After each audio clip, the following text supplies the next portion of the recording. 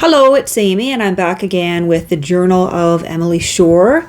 Today we are beginning on page 230. We are still in the year 1837, and we are starting with the entry for the 12th of December, which was a Tuesday. The little village of Cadnam is celebrated for its oak, which is said to put forth leaves on Christmas Day. This, called the Cadnam oak, is described in the Saturday magazine. It is a small, half-withered tree with part of the trunk gone and only one bough left. It stands on a rising ground close to the road on the banks of a rill, with a vigorous young tree by it, just as represented in the Saturday magazine. We have been talking about this tree lately and resolving to examine it at Christmas, for it appears that about this time it really does shoot forth.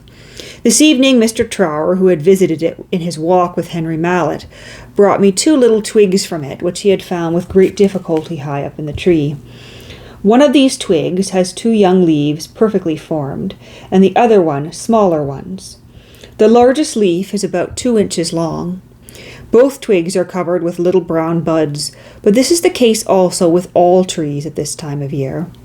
It is almost a fortnight before the reputed time of sprouting.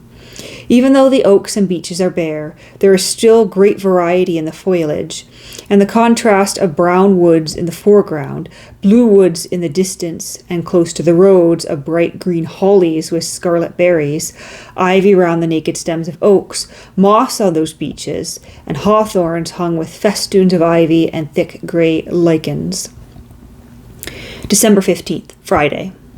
Well, it is of no use to go on always struggling with weakness and incapability of exertion.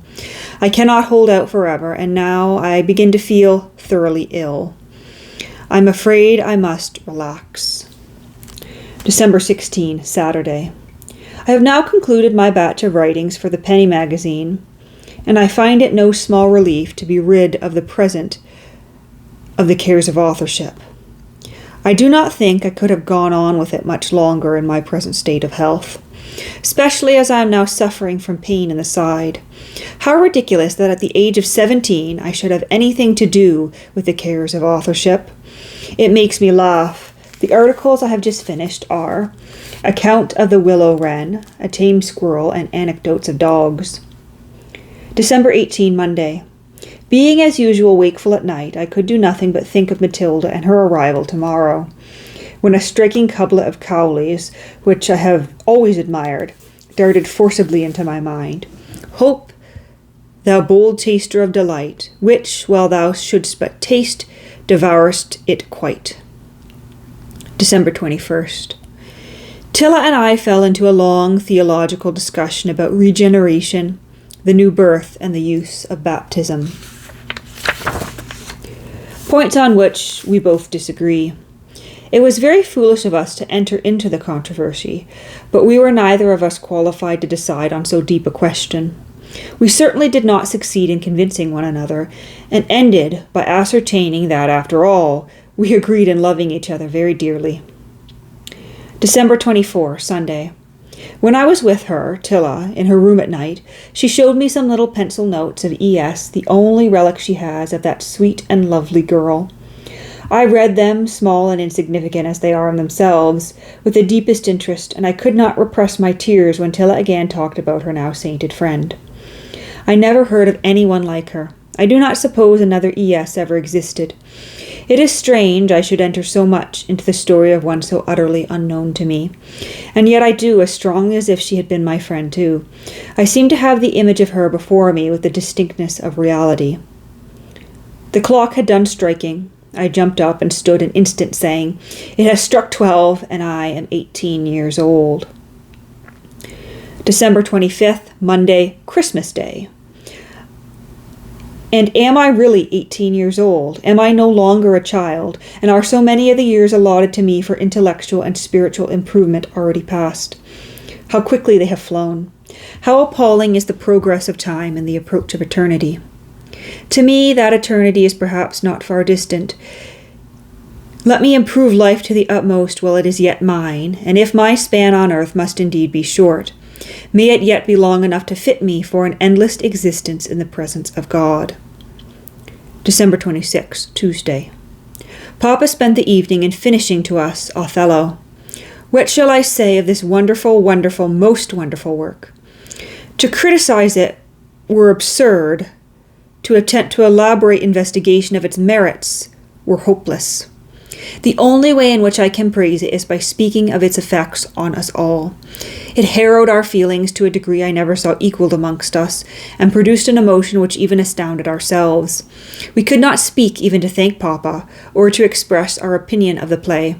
Neither shall I attempt to do so now, except to say briefly that I think it a work none has or ever can equal. It is the most glorious effort of human genius, and as much surpasses any expectations that can be formed of it, as it interests you intensely while you hear it, and astonishes you with its almost miraculous display of mental power when it is concluded, and you think it over. When I went up to Tilla's room, I found her still with eyes full of tears. She threw her arms around my neck and said, "Oh, Emily, I wish Shakespeare did not write so beautifully, or I wish your father did not read so beautifully, or I wish I were not a fool." December 27th, Wednesday. We had this evening a little party, and now if I choose I could pen an amusing and ludicrous account of the evening, and hold up to ridicule several of those who formed the party. Shall I, or shall I not? I think not, though such subjects would give variety to my journal, and make it far more entertaining to write. It is no little amusement to me to watch and study characters, manners, and faces in my own mind. But to put all these observations to paper would occupy some time and be very unsafe. And what is the good of representing in a ridiculous light the errors or follies of our acquaintance, or noticing them at all, except to avoid them and profit by example? December 29th, Friday. I have been peeping almost for the first time into the celebrated Pickwick papers. My brothers and sisters, and even Papa and Mamma, who read them with the keenest relish, have long revelled in them, and admire their wit and talent exceedingly. There seems no doubt that they are exquisitely faithful delineations of real life, and also that they have as little coarseness as the nature of the subject will allow. Indeed, their talent is unquestioned, except when the author attempts the pathetic. Still, I cannot make up my mind to go through them all. A little of them is quite enough to satisfy me. And that takes us to the end of that chapter. And when we return, we will embark on the year 1838. And I believe this is chapter... I'm not sure what chapter we're on here. Roman numerals again. Let's see if... the previous chapter will guide me. One of these days I should sit down and memorize these Roman numerals. As it is, I'm only decent at knowing my way up to 5 or 6. Chapter 12. I believe we're on chapter 12. XII. I believe that is chapter 12 there. So as I said, next entry we will embark on chapter 12 on the year 1838.